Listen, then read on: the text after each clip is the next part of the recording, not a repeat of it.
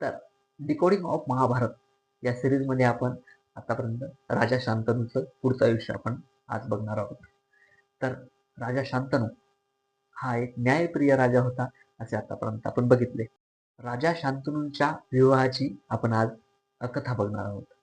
तर राजा शांतनू एकदा गंगेच्या तीरावर गेले होते आणि त्यांना तिथे एक गंगा नावाची स्त्री दिसली आणि त्या स्त्रीसोबत आपण विवाह करावा अशी इच्छा त्यांच्या मनात उत्पन्न झाली. गंगा नावाची मुलगी प्रवाशांना गंगेच्या या काठावरून त्या काठावर नेण्याचे काम करत होती. गंगा या मुलीला बघितल्यानंतर राजा शांतनूला तिला बघितल्याबरोबरच तिच्यावर प्रेम झाले. असेच खूप दिवस गेल्यानंतर राजा शांतनूने गंगेजवळ तिच्यासोबत विवाहाची इच्छा प्रकट केली. तिने मात्र यावर विचार करायला वेळ मागितला आणि तिने विचार केल्यानंतर राजा शांतनूला असे कळवले की मी तुमच्याशी विवाहाला तयार आहे, परंतु माझी एक अट आहे. गंगाने जी एक अट ठेवली राजा शांतनू समोर, ती अट अशी आहे की विवाह झाल्यानंतर गंगेने काहीही केलं तर तिला तू असं का केलं असं राजा शांतनू तिला विचारू शकत नाही. त्यामुळे गंगा विवाहानंतर काहीही जरी केलं तरी राजा शांतनूने तिला तू असं का केलं किंवा असा का करतेस असा प्रश्न विचारायचा नाही, अशी एक ही अट तिने ठेवलेली आहे. ज्या क्षणी शांतनूने असा प्रश्न विचारला त्या क्षणी गंगा शांतनूला सोडून एक दुसऱ्या ठिकाणी निघून जाणार असा हा त्यांचा करार झाला. शांतनूने या अटीवर विचार केला, मात्र गंगेच्या प्रेमात अखंड बुडालेला या राजा शांतनूने ही अट मान्य करून गंगासोबत विवाह केला. आता आपण थोडस मागे जाऊया. आपण पहिल्या एपिसोडमध्ये बघितलं होतं की अष्टवसू यांना एक श्राप मिळालाय की त्यांना या पृथ्वीवर जन्म घ्यावा लागेल आणि त्यांना उशाप सुद्धा असा मिळालाय की बाकीच्या सात वसूंना जन्मल्याबरोबरच त्यांना मुक्ती मिळणार आहे. ती मुक्ती ती मुक्ती मिळण्यासाठी हे अष्टवसूंनी काय केलं होतं, गंगा नदी या गंगा देवीला प्रार्थना केली की तुम्ही आमच्या माता व्हा आणि आम्हाला या श्रापातून मुक्तता करण्यासाठी तुम्ही आमची मदत करा. नदीने किंवा गंगा देवीने ही विनंती मान्य केली आणि तोच तोच साठी तिने गंगा नावाच्या स्त्रीच्या रूपाने किंवा मुलीच्या नावाने या पृथ्वीवर अवतार घेतलेला आहे.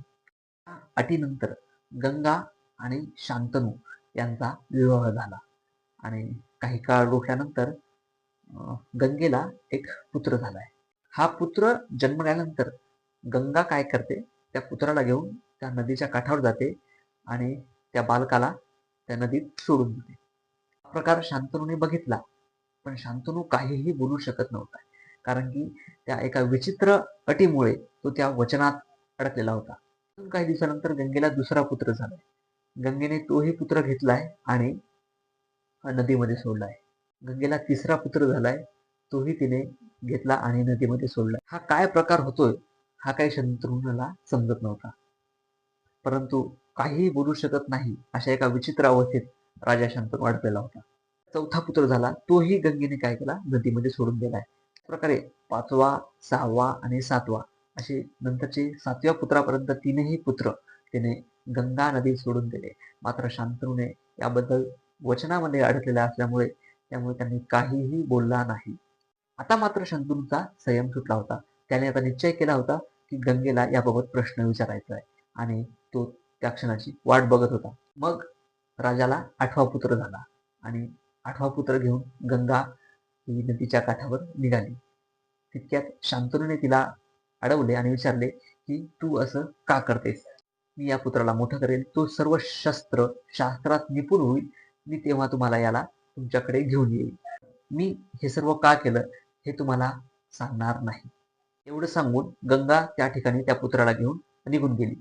काही वर्षानंतर तो पुत्रच म्हणजे गंगेचा जो आठवा पुत्र होता भीष्म किंवा त्याला किंवा देवव्रत हा घेऊन गंगा ही शांतनूकडे आली.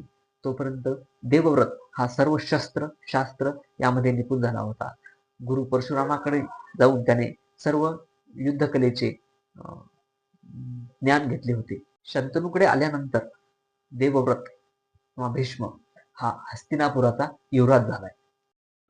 यात भीष्मांचे किंवा देवव्रतांचे पुढचे आयुष्य काय आहे किंवा त्यांच्या समोर कुठली आव्हाने देऊन ठेवली याचा अभ्यास करूया आपण पुढच्या पार्टमध्ये. तोपर्यंत धन्यवाद.